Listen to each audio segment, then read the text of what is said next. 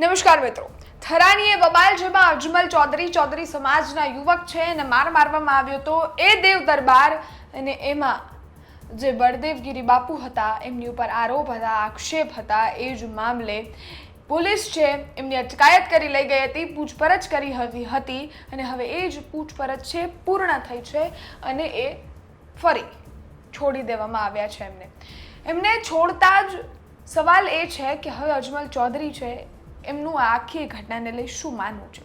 સર્વપ્રથમ આ આખી ઘટના બાદ અજમલ ચૌધરીનું નિવેદન સામે આવ્યું છે. શું કહી રહ્યા છે તે સાંભળીએ. મારી જોડે 11 તારીખે જે બનાવ 11/7 જે મારી સાથે બનાવ બન્યો તો ત્યાંના જે બળદેવનાથના મૂકેલા મળતિયાઓ બધા મને થરા ગામથી ઉપાડી ગયેલા અને દેવદરબાર જાગીર મઠમાં લઈ ગયેલા. ત્યાં આગળ બળદેવનાથે જે મારા માથે કૃત્યુ કર્યું હતું એ કૃત્યુના કારણે જે 4 આરોપી પહેલાં પકડાણા હતા, જે આરોપી હજુ બાકી હતા એમાં આજ બળદેવનાથનો મુખ્ય આરોપી હતો, એમાં નામ પેલું કાઢેલું હતું. ફરી મારી તમામ સમાજે અને 18 આલમની માંગ હતી કે ખરો સૂત્રધાર જે માણસ છે બળદેવનાથ એમને આની અંદર ફરિયાદમાં નામ આવવું પડે અને અમને જે કાયદેસર પોલીસની કાર્યવાહી થાય કરવી પડે.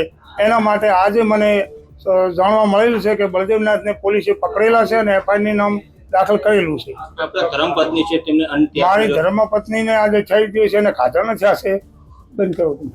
આપણે સાંભળ્યા આખી ઘટનાના પીડિત અજમલ ચૌધરીને, જેમણે આખી ઘટના અંગે વાત કરી અને સાથે જ એમના સમાજ અને પોલીસ અધિકારીઓ છે એમને બધાને ધન્યવાદ પણ કહ્યો છે.